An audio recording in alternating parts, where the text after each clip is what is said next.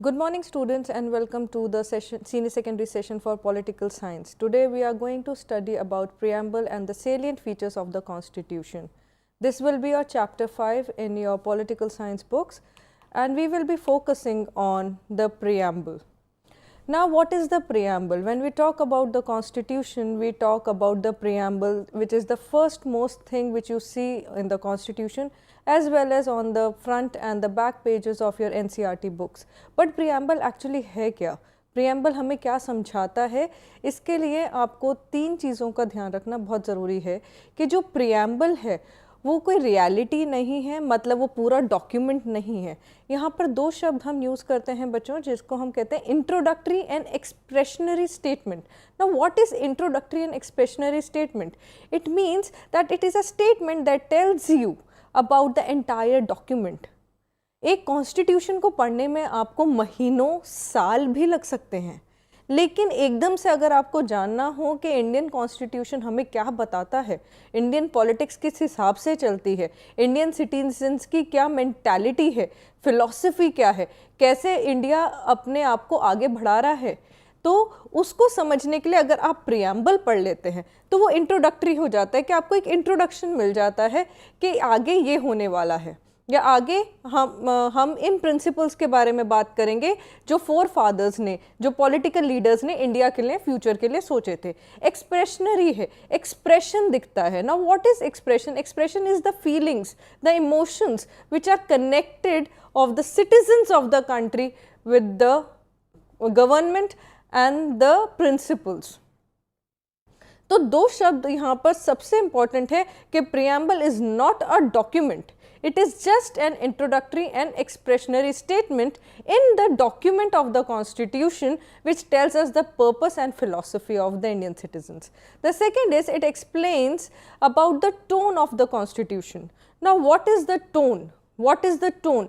Tone is that how it is expressed.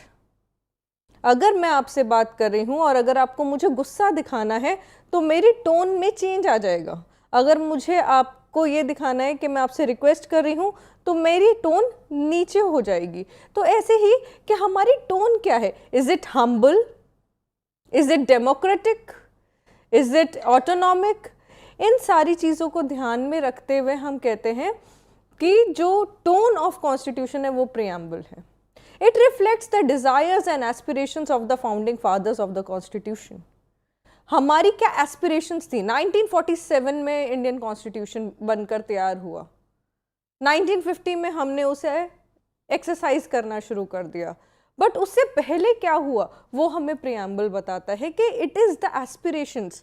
जब हम British राज से बाहर आए तो हमारे फोर फादर्स की क्या एस्पिरेशंस थी, हमें हिंदुस्तान कैसा चाहिए था, कि वो आगे जाकर कैसा हो, ये हमें प्रियम्बल बताता है।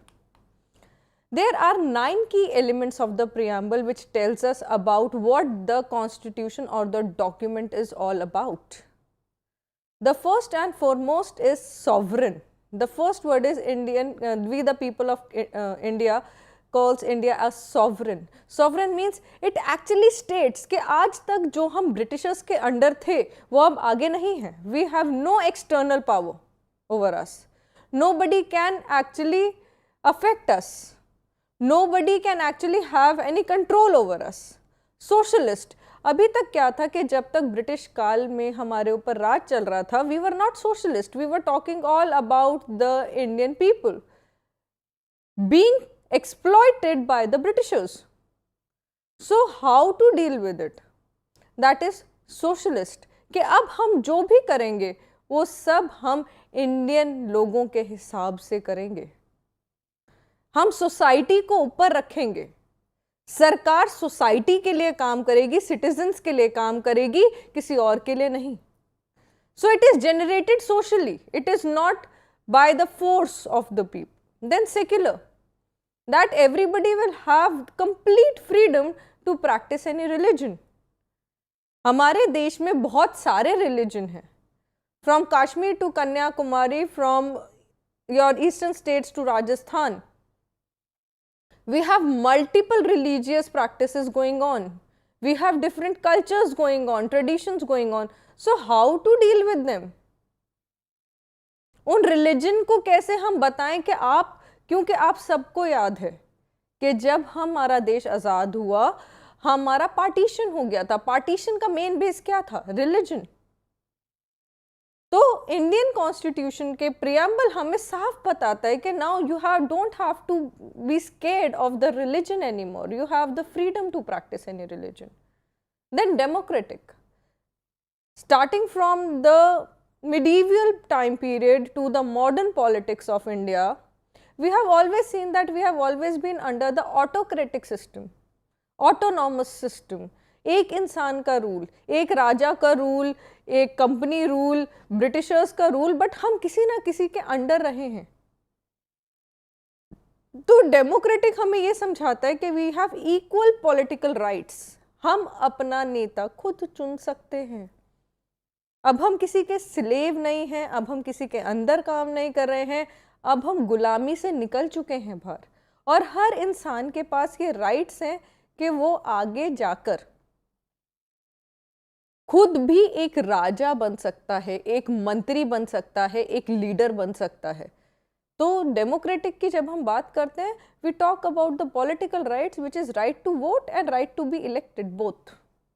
Then it comes republic. Head of the state is elected, not a hereditary position, जिसके बारे में हम पहले भी आपको भी मैंने बताया कि ऑटोक्रेटिक हेरिडिटरी सिस्टम था।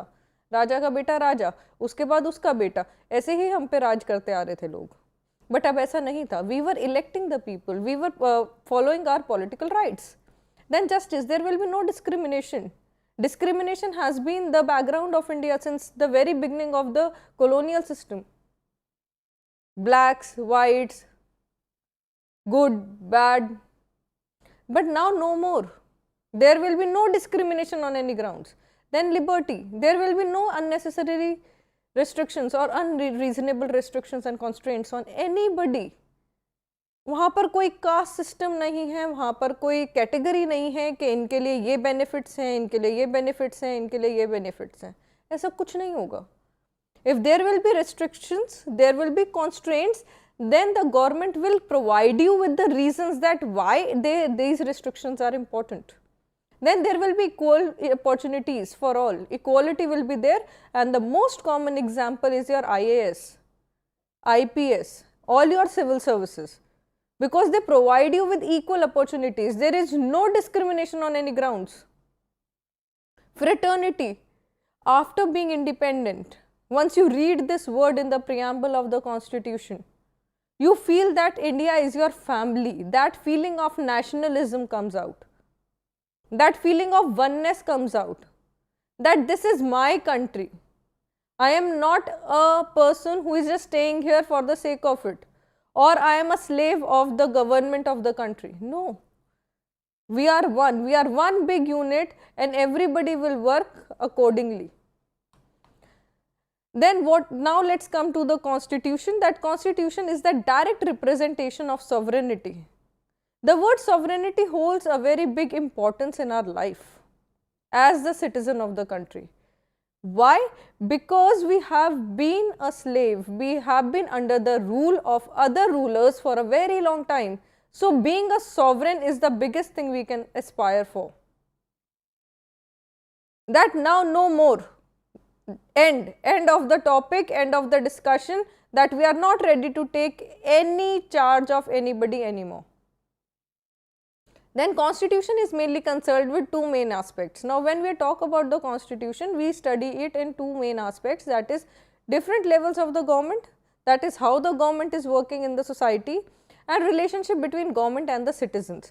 तो दो तरीके से हम संविधान को जब हम पढ़ते हैं या संविधान के बारे में पढ़ते हैं, तो हम दो तरीके से पढ़ते हैं। एक तरीका क्या है कि हम सरकार के बारे में पढ़ेंगे कि सरकार अलग अलग लेवल पर कैसे काम कर रही है, कैसे आगे बढ़ रही है, लेवल्स क्या हैं गवर्नमेंट के, और दूसरा क्या है कि सिटीजन्स और सरकार के बीच में क्या रिलेशनशिप है। What is the government doing for the citizens and what is the citizens doing for the government. Now how to understand this कि सरकार हमारे लिए पॉलिसीज बना रही है, लेकिन उन पॉलिसीज को फॉलो करना और उनको सक्सेसफुल बनाना सिटीजन्स का काम है। तो जो रिलेशनशिप है fundamental rights and duties, rights are related to the government and the citizens, and duties are related to first the citizens and then the government. So it is like a two-way process. It is the basic fundamental law of the state, lays down the objectives of the states and provide constitutional framework. It is the basic fundamental law of the state. That means everybody has to follow this law, and lays down the objectives of the state, that what are we actually aspiring from the constitution, what are we actually aspiring from the government, how the people in the country has to work to come together and work for the best and also fulfill the aspirations of our forefathers, that is of the welfare state. And it also provides a constitutional framework. Now what is the Constituent Assembly? How the constitution came into existence? It was constituted in 1946. We will come to the detail of it once we will talk about the making of the constitution.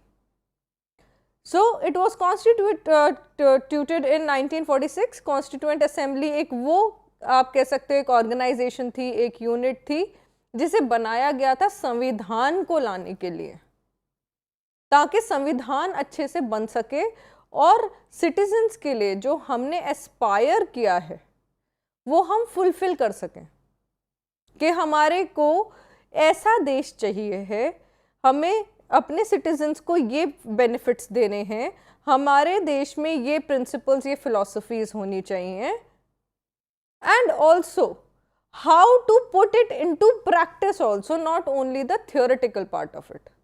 So it was chaired by the president of the country, that is Dr. Rajendra Prasad, and he also presided over the assembly. तो जहाँ तक making का सवाल है वहाँ पे doctor Rajendra Prasad was the president of the Constituent Assembly also, as well as he was the president of the country also. And there were two types of committees at that time, because हम तभी partition से बाहर निकले थे, हम तभी एक बहुत बड़े नेशनल रिवाइवल से बाहर निकले थे, हमारे को नहीं पता था देश कैसा चलाया जाता है, और हर इतना ज़्यादा डिवीज़न था on the basis of caste, on the basis of religion, on the basis of language, कि हमें समझ में नहीं आ रहा था what all to put into the constitution. So there were two types of committees which were made. That was one was relating with the procedures, के आगे कैसे बढ़ना है, और जो दूसरी कमिटी थी that was concerning with the important issues. Important issues का मतलब है कि ये तो पता है कि इशू ये है, फॉर एग्जाम्पल हमें इंडिया को यूनिफाई करना है एज वन कंट्री, बट वो करेंगे कैसे, प्रिंसली स्टेट्स को हम इंडियन यूनियन के साथ कैसे जोड़ेंगे, what will be the base of unification of India, ये सब काम कर रहा था हमारी दूसरी committee, that was the committee concerning with the procedures. Dr. B.R. Ambedkar was the chairman of the drafting committee. Draft means once you make the blueprint. तो उनके जो चेयरमैन थे वो डॉक्टर बी आर अम्बेडकर थे, and this was the third committee. So there were many committees which were formed at that time. एक fundamental rights के साथ एक कमिटी अलग थी, एक कमिटी थी जो आपके प्रोसीजर से रिलेटेड थी, एक कमिटी थी जो आपकी वर्किंग लेजिस्लेटिव फंक्शन से रिलेटेड थी, एक आपकी कमिटी थी जो एग्जीक्यूटिव फंक्शन से related. So there was a multiple organisations working together. It was not single man's job. The Constituent Assembly worked for the needs and principles of all sections of the society, and it fulfilled the dream of unity in diversity. Now what is unity in diversity? जैसा कि मैंने आपको अभी बताया कि बहुत सारा division था. There were around 569 divisions. Princely states, उन 569 को हमने 26 में कन्वर्ट किया, तो एक दिन का काम नहीं था, बट उनको कैसे जोड़ा एक साथ, वो सारा श्रेय हमारा कॉन्स्टिट्यूएंट असेंबली को जाता है. Now what are the objectives of the constitution? Constitution was drafted in the background of colonial rule, national movements, mass based movements, struggle and partition. बहुत सारी चीज़ें थी, and it all started long back, way before we got independence. तो national movements बहुत सारी हुई, mass based freedom movements हुई, partition हो गया, तो ऐसा नहीं था कि आसानी से सब कुछ खुशी खुशी मिल गया था। बहुत मेहनत लगी, बहुत लोगों की जान गई, बहुत लोगों ने, मास मूवमेंट्स हुए, स्ट्रगल किया to attain the freedom. There were three main objectives or the concerns of Constituent Assembly. First were the aspirations of the people. And these aspirations of the people were directly related, or you can say directly proportional to the national movements. Aspirations हमें कहाँ से पता चली कि actually citizens of the country चाहते क्या हैं? वो हमें पता चली Constituent Assembly से और national movements को पढ़ने के बाद कि नेशनल मूवमेंट्स के जो एजेंडाज थे, B it quit India movement, B it Swaraj, B it स्वदेशी, बी इट बॉयकॉट मूवमेंट, ये सारे मूवमेंट्स क्या दिखा रहे थे कि हमारी ये एस्पिरेशंस हैं, हम अपने देश से ये चाहते हैं, integrity and unity of the country. Because partition के बाद सब टूट चुके थे, रातों रात लोगों के घर खत्म हो गए, वो रिश्ते खत्म हो गए जो सालों से चल रहे थे, इंसान इंसान का दुश्मन हो गया on the basis of one religion. तो और वो बंटवारा नहीं चाहते थे, the citizens never wanted that partition. तो उसको जोड़ना, उस यूनिटी को बना के रखना, वो हमारी एस्पिरेशंस थी। Then establishment of democratic party, because we had always seen exploitation by the autocratic rule during the colonial period. So one of the biggest aspirations was to have a democratic setup where everybody has equal rights. Its ultimate goal was to fulfill ideas and ideals of the citizens. तो main objectives ये थे कि अब जो भी हम काम करेंगे वो सोशलिस्टिक पॉइंट ऑफ व्यू से करेंगे, and ultimate goal is to fulfil the ideas and ideals of the citizens. Making of the constitution. Now what do you understand by the making of the constitution? Let's just look at this timeline. I am giving you 2 seconds to kindly copy down the dates.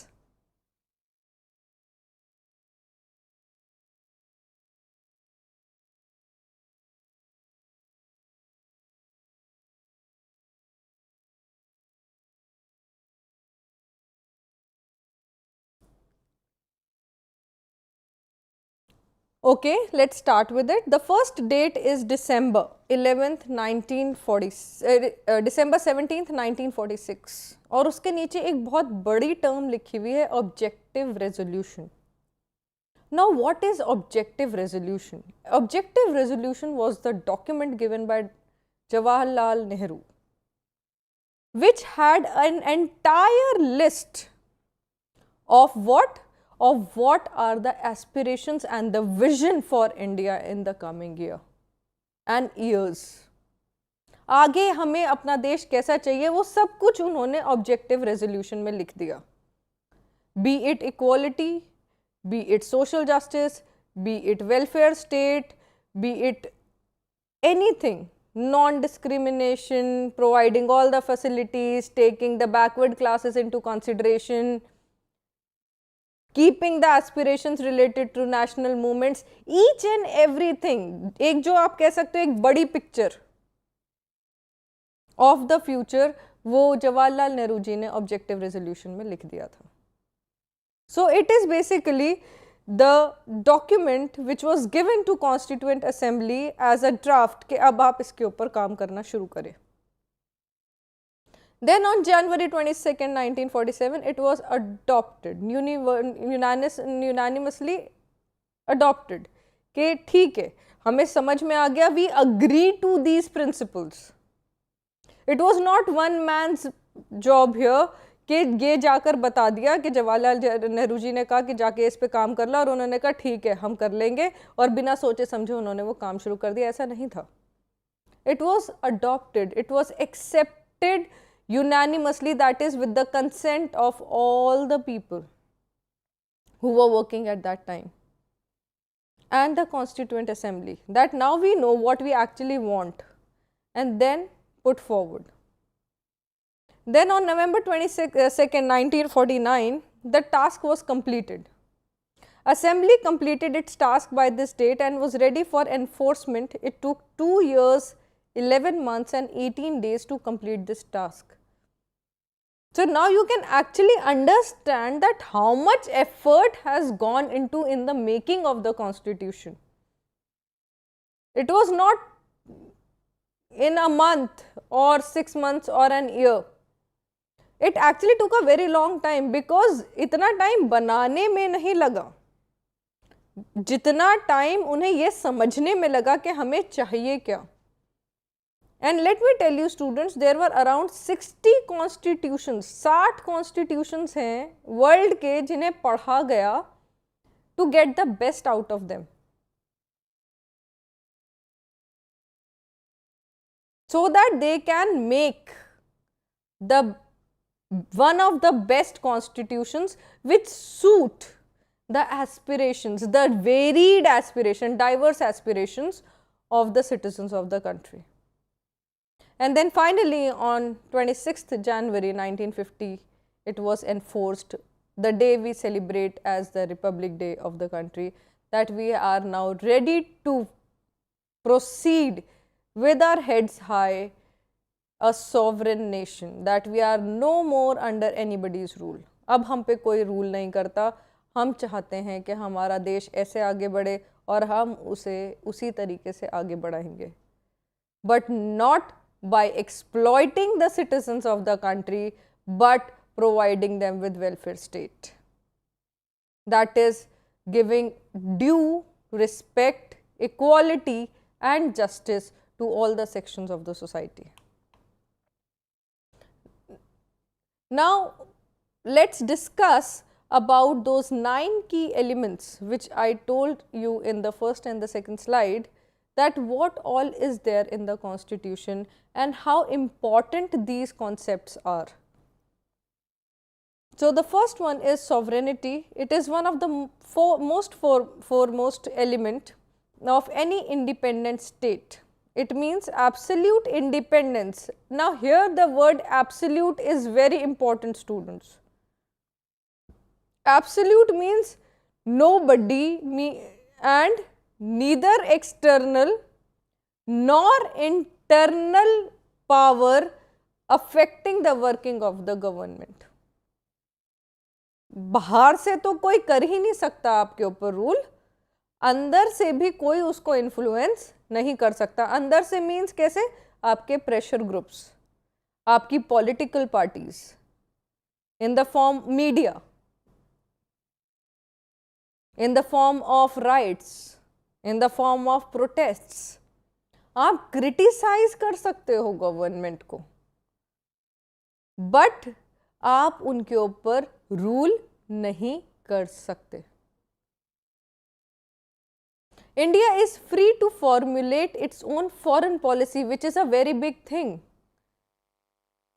हमारे देश में राजकाज कैसा हो वो तो ठीक है, लेकिन उसके साथ क्या कि हमारी फॉरेन पॉलिसी कैसी हो, हमारे बाकी के देशों के साथ क्या टाइम हो, हमारा बाकी के देशों के साथ रिलेशंस कैसे हों, ये हमारे हाथ में है. It also states zero existence of external and internal control. Now it will be time for break, students. We'll resume in 1 minute. Welcome back, students, and now we will move to the second topic, that is the socialist, which is the second key element of the constitution. Socialist, जैसा कि नाम आपको suggest करता है, socialist शब्द आया है social से, which means society.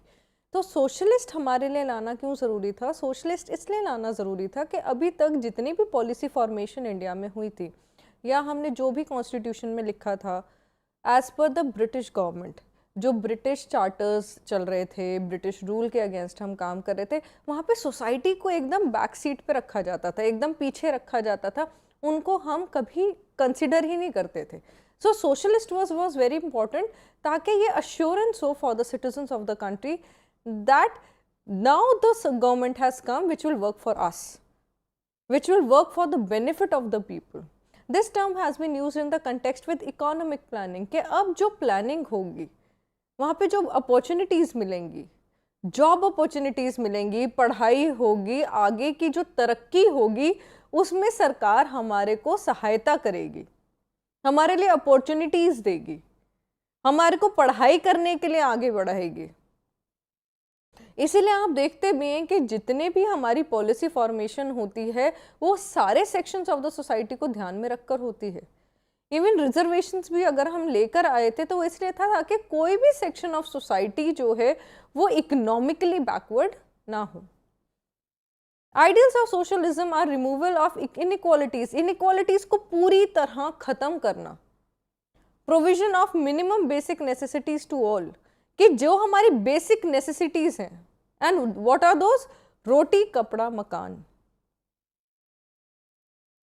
that is giving you at least some economical aspects, some economical provisions that you are able to fulfill these three things, that is the food, shelter and clothing for yourself. And then equal pay for equal work. Whatever you are doing, you will get equally paid. That means there will be no discrimination even on the basis of gender. अगर एक building में, एक construction building में दो लोग काम कर रहे हैं, एक महिला है एक पुरुष है, और पुरुष को 50 रुपए दिन मिल रहा है तो महिला को भी 50 रुपए दिन ही मिलेगा। ऐसा नहीं है कि पुरुष को 50 रुपए मिलेंगे और महिला को 30 रुपए मिलेंगे, और बालक अगर कोई काम कर रहा है तो उसको 10 रुपए मिलेंगे। नहीं, आप भी उतनी ही मेहनत कर रहे हो जितना दूसरा इंसान कर रहा है। So equal pay for equal work was very important at that point in time, वरना अभी तक एक्सप्लॉयटेशन चल रहा था। DPSP, that is Directive Principles of State Policy, has been incorporated, and these principles are wholly, wholly means everybody has to follow them.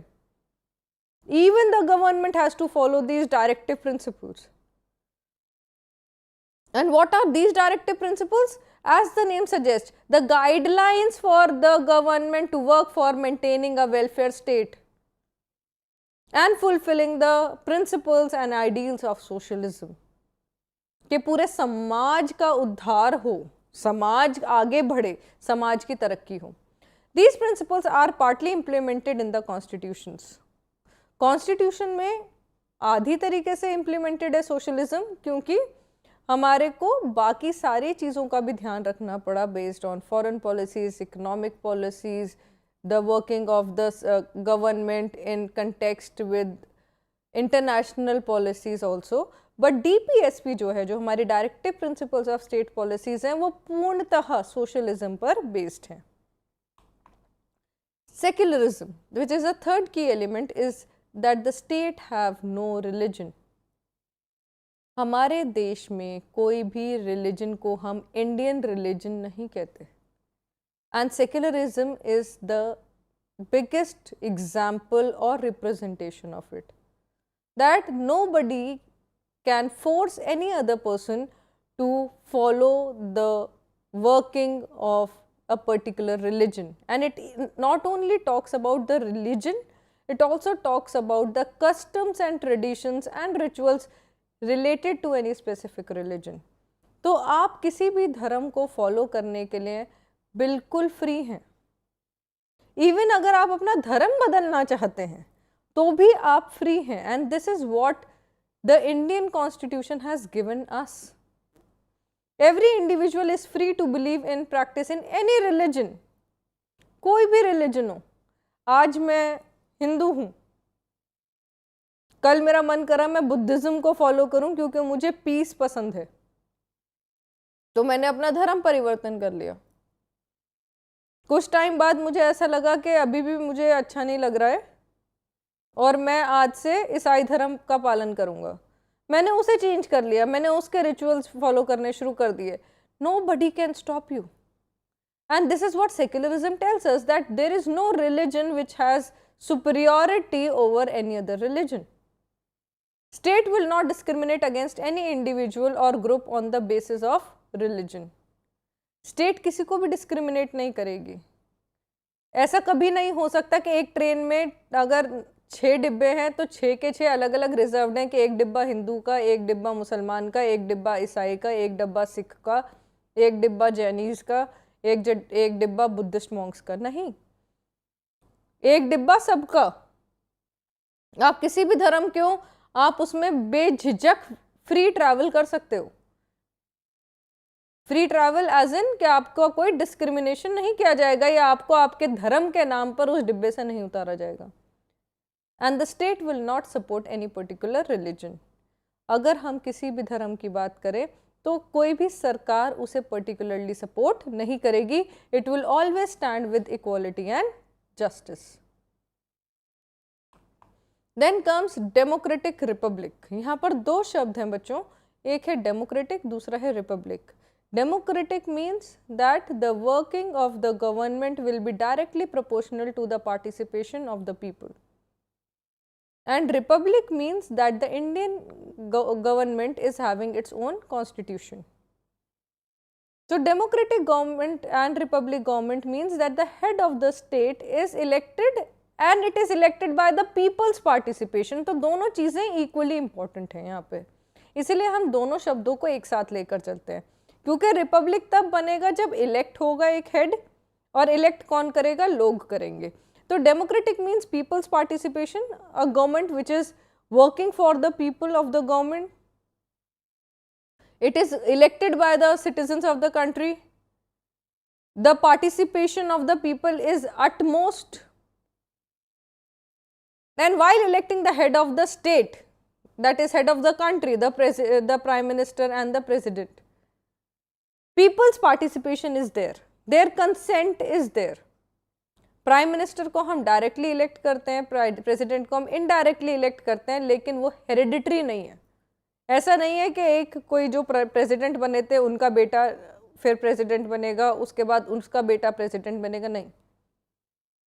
वो president बनेगा जिसे समाज और सिटीजन्स, नागरिक चाहेंगे, और सरकार यूनानिमसली सबके से डिस्कशन करने के बाद सबके कंसेंट के साथ आगे वो बढ़ेगी। Then comes three most important words and I would say these are the pillars of Indian constitution: justice, liberty and equality. इन तीन चीजों के बिना हमारा देश आगे नहीं बढ़ सकता।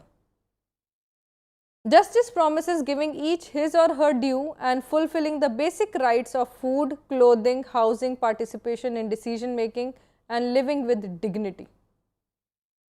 यहाँ पर एक वर्ड है giving each his due. Due word को प्लीज आप याद कर लें, अपनी कॉपीज में लिख लें, क्योंकि ये वर्ड आपको अपने आंसर शीट्स में मेंशन करना है। जस्टिस का मतलब सिर्फ ये नहीं है कि सबको हम बराबरी से एक निगाह से देख रहे हैं, इक्वालिटी प्रोवाइड कर रहे हैं। जस्टिस का मतलब ये भी है कि जिसका जो हक है वो उसको मिले, पार्टिसिपेशन सबका बराबर हो और डिग्निटी से लोग जिएं। देन कम्स लिबर्टी, कि कोई भी कभी भी किसी भी ग्राउंड्स के बेसिस पर ना तो डिस्क्रिमिनेट करा जाए ना एक्सप्लॉइट करा जाए। Everybody should have a freedom of thought and expression. There should be no unreasonable restraints and constraints. Equality. Equality holds a special place in the Constitution and is a place of pride. हर कोई बराबर है in front of the rule of law, that is the utmost law of the country. And there will be no discrimination on caste, creed, language, region, religion, anything and everything included.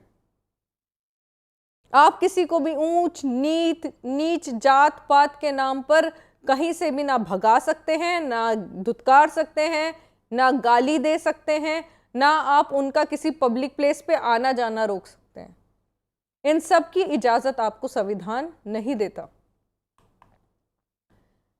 Now when we talk about all the previous ones, जिसके बारे में हमने बोला democratic है, secular है, socialist है, Republic है, sovereign है, जब हम इन पांचों को जोड़ देते हैं, इक्वालिटी है, सोशल जस्टिस है, इन सब को जब हम जोड़ देते हैं तो एक टर्म हमारे सामने आती है, that is egalitarian society. Egalitarian society means equal society, जहां पे इक्वालिटी है और जब इक्वालिटी है, सबको सबका हक मिल रहा है, तो ऑटोमेटिकली वो फैमिली वाली फीलिंग आ जाएगी। हम ये नहीं कह रहे कि सबको बराबरी का सब कुछ मिल रहा है, कि अगर एक को 50 मिल रहा है तो दूसरे को भी 50 मिल रहा है। हो सकता है 50 ना मिल के 48 मिल जाए या 52 मिल जाए, बट फिर भी आपको वो अपनापन महसूस होगा। फैमिली में हर कोई सेम नहीं होता, ऐसे ही देश में हर नागरिक सेम नहीं है, हर कम्युनिटी सेम नहीं है, हर कास्ट सेम नहीं है। पर फ्रेटर्निटी की फीलिंग कैसे आती है? जब हमें लगता है कि सरकार हमारे लिए कुछ कर रही है, थोड़ा ज्यादा लेकिन कर रही है। जो पॉलिसी फॉर्मेशन है वो सबके लिए है। So it brings that feeling of one unit.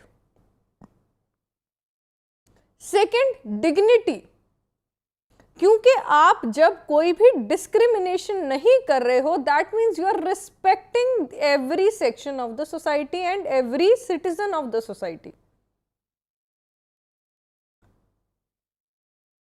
Dignity आपको कैसे महसूस होगी? कि जब आपको लगेगा कि दूसरा इंसान आपके बारे में कंसिडरेट है, एक्नॉलेज कर रहा है। पॉलिसीज अगर बन रही है तो आपको भी ध्यान में रखा जा रहा है। So dignity means that you are respecting, and even while the policy formation by the constitution, you are keeping in mind the individual needs of those sections of the society and respecting them, and you are teaching the citizens also to respect one another. And secularism is one of the biggest example of dignity, कि आप किसी के धर्म को, culture को, cast को, rituals को, traditions को कंडेम नहीं कर रहे हैं। आप ये कह रहे हैं कि सब बराबर है और सबको पूरा हक है to follow it, but maintaining that respect. Then integrity. Integrity is similar to bringing every sections together as one, ethically and morally. So integration of every section and their individual needs, taking in mind the individualistic needs, and it is very important, क्योंकि जब से हमारी society form हुई है तब से हमें पता है कि बहुत ज़्यादा डाइवर्सिटी है। किसी भी फील्ड में आप चले जाइए, लैंग्वेज में चले जाइए, रिलीजन में चले जाइए, रीजनल डिस्पैरिटीज में चले जाइए, बहुत ज़्यादा डिवीजन है। तो इंटेग्रिटी कैसे आएगी? इंटेग्रिटी तभी आएगी जब आप उनके इंडिविजुअलिस्टिक नीड्स को जोड़कर एक साथ चलेंगे। Than unity, uniting everyone regardless, कि अगर आप इंडियन बाउंड्री के अंदर हैं, चाहे आप कहीं से भी आए हों, आपका कोई भी सोशल, इकोनॉमिकल, पॉलिटिकल बैकग्राउंड रहा हो, आप हिंदुस्तानी हैं। और वो फीलिंग जो है नेशनलिज्म की, वो आपको यूनिफाई कर रही है, जोड़ रही है आपस में। आप चाहे दिल्ली में हो, जालंधर में हो, जबलपुर में हो, चेन्नई में हो, राजस्थान में हो, हिंदुस्तान के किसी भी कोने में हो, पर वो जो एक फीलिंग है कि हम हिंदुस्तानी हैं वो ख़त्म नहीं होती। हम एक देश के वासी हैं वो ख़त्म नहीं होती। जबकि बहुत ज़्यादा कल्चरल डिस्पैरिटीज़ आ जाएंगी, बहुत ज़्यादा लिंग्विस्टिक डिस्पैरिटीज़ आ जाएंगी, बट वो फीलिंग नहीं जाएगी, क्योंकि इगैलिटेरियन सोसाइटी आपको एज वन यूनिट जोड़ देती है। And in a way all these four, that is fraternity, dignity, unity and integrity, they are similar yet different concepts. और जब ये चारों एक साथ जुड़ जाते हैं तो जो हमारा सपना है of having a equal society and providing a welfare state and social justice, वो फुलफिल हो जाता है, you are able to achieve it completely. With that, let's move to the last topic of today, that is salient features of the constitutions. And I would request you to kindly either take a screenshot of it or write it completely in your copies, that these are the salient or the main features of Indian constitution. The first and the foremost is that it is a written constitution. That everything that you talk, practice, propagate, preach in India, it is all in black and white form, that is printed form, and nobody can change it. You have to follow it, you have to abide by all the laws, and there is a proof of everything that goes on in the country. जो आपका preamble है उसका पूरा base लिखित form में आपको संविधान देता है. So written word is extremely important in this context. There are so many countries where the constitution is not written, but still they have laws.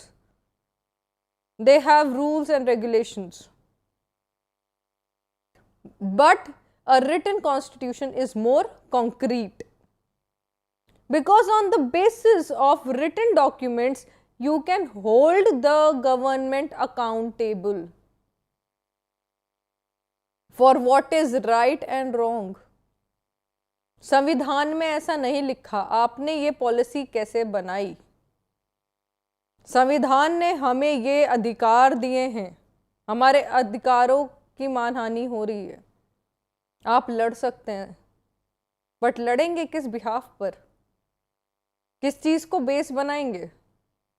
तो वो बेस क्या है? वो बेस हमारा संविधान है, रिटन कॉन्स्टिट्यूशन है. Second, rigidity and flexibility.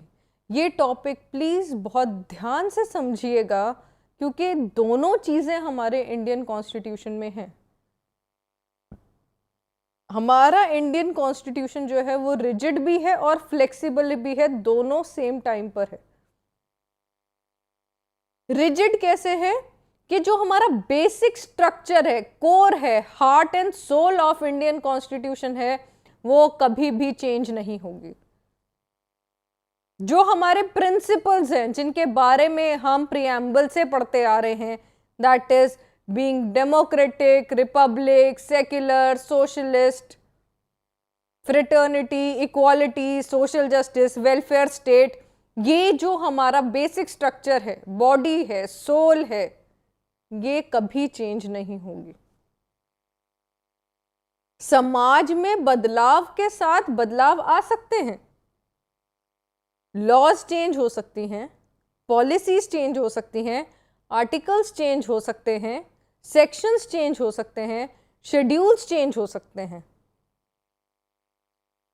लेकिन रातों रात या बदलने के बाद इंडियन कॉन्स्टिट्यूशन डेमोक्रेटिक से हटकर मोनार्कियल हो जाए, ऐसा नहीं हो सकता.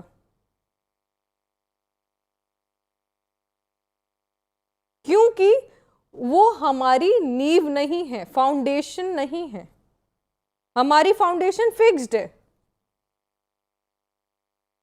पर जैसे जैसे समाज के नीड्स बदलेंगे, जैसे जैसे समाज की सोच बदलेगी, सिटीजन्स का वर्किंग कंडीशंस बदलेगा, इकोनॉमिक स्टेटस बदलेगा, वैसे वैसे हमारे कुछ चेंजेस आ सकते हैं, और उन चेंजेस को हम अमेंडमेंट्स कहते हैं. तो अमेंडमेंट्स ऐड होते रहेंगे, डिलीट होते रहेंगे, लेकिन जो बेसिक स्ट्रक्चर है वो चेंज नहीं होगा. और ये जो अमेंडमेंट्स हैं, they prove the flexible nature of the Indian constitution. तो आप कह सकते हो कि एक बॉल है जिसे हम इंडियन कॉन्स्टिट्यूशन कह रहे हैं, उसके ऊपर की लेयर तो चेंज हो सकती है कि धूल आई आपने नया पेंट कर दिया, पानी में गिर गई तो धो के साफ कर दिया, कलर चेंज हुआ तो नया कलर चढ़ा दिया। तो ऐसे आउटर जो कवरिंग है, आउटर जो एरिना है, आउटर जो सरफेस है, पेरीफेरी है, वो चेंज हो सकती है with the change in time, but जो बॉल के अंदर का बीच है का हिस्सा है जो उसको जोड़ कर रखे हुए है वो कभी चेंज नहीं होगा। Third is fundamental rights and duties, ये भी कभी चेंज नहीं होंगे। फंडामेंटल मतलब ये तो होनी जरूरी है, बेसिक राइट्स हैं कि हर सिटीजन्स के पास ये राइट्स होनी है। और फंडामेंटल ड्यूटीज के हर नागरिक का एज अ सिटीजन ये ड्यूटीज बनती हैं और ये उसको जिंदगी भर निभानी है। तो कॉन्स्टिट्यूशन में जो हमें फंडामेंटल राइट्स दी गई हैं वो हमारी कभी खत्म नहीं होंगी। फंडामेंटल राइट्स के बारे में हम नेक्स्ट चैप्टर में डिस्कस करेंगे। Fundamental duties are those duties which are implied on us but in a persuasive manner, कि आपको वो फॉलो करनी है बट जबरदस्ती कोई नहीं कराएगा, वो आपकी खुद की ड्यूटी है to follow them being an Indian citizen. Then parliamentary democracy, कि पार्लियामेंट्री डेमोक्रेसी का क्या मतलब है कि जो भी हमारा हेड ऑफ द स्टेट है he or she will be an elected member, 1. 2. It will be with the help of the entire citizens of the country. People participation will be maximum and whatever the law formation will be there, जो भी policy formation होगी, law बनेगी, आगे execute होगी, उसके against अगर कोई जाएगा तो उसको सज़ा मिलेगी, ये सारा काम आपकी पार्लियामेंट करेगी with the help of the 3 organs, that is your legislative, executive and judiciary. तो जो भी आपका जो पॉलिसी फॉर्मेशन है वो भी लोगों के साथ ही होगा, उन इलेक्टेड रिप्रेजेंटेटिव्स के साथ होगा जो आज तक आप इलेक्ट करके आगे भेज रहे हैं और अपनी रिप्रेजेंटेशन को आगे लेकर जा रहे हैं। 130 करोड़ की आबादी एक साथ पार्लियामेंट में नहीं बैठ सकती, लेकिन उनमें से कुछ चुनिंदा लोग हर सेक्शन ऑफ सोसाइटी के हम पार्लियामेंट्री डेमोक्रेसी में आगे ले जाते हैं और ये ऐसा हमारा संविधान कहता है, ताकि वो जो विजन हमने पढ़ा है कि everybody should be equal, equal representation of the entire society and the entire society is whole as one unit, वो फुलफिल होता रहे। अगर हमें कभी ऐसा लगता है कि किसी पर्टिकुलर सेक्शन ऑफ सोसाइटी के अगेंस्ट कुछ हो रहा है, एक्सप्लॉयटेशन हो रही है, तो उसे हम ये कह सकते हैं कि वो कंप्लीटली हम कॉन्स्टिट्यूशन को फॉलो नहीं कर रहे हैं। And last but not the least is your federal polity. Now what is federal polity? कि काम करने के लिए आपका जो डिवीजन है वो इक्वल है। इक्वल डिवीजन किस किस के बीच में है? लेवल्स ऑफ गवर्नमेंट, कि आपका जो डिस्ट्रिक्ट लेवल है, स्टेट लेवल है और नेशनल लेवल है वो सब एक साथ काम कर रहा है, so that all the sections, all the levels, each and every area of your country can be covered. With that, we finish the topic for today. I am sure that you have understood the core of Indian Constitution during this session. In the next session, we will talk about the fundamental rights, that will be your chapter 6 in your books. If you have any queries, you can post it on the email provided or post it on NIOS portal, and we will try to take up your queries in the next session. Please go through your books, read the topics carefully, and if there is any confusion, please clarify. And these topics, most importantly the preamble and the constitution, is the core of the political system. So, underline the topics which I asked you to, copy down these points, and I am sure it will help you in the future also when you revise your topics. That's all. Thank you for the class today.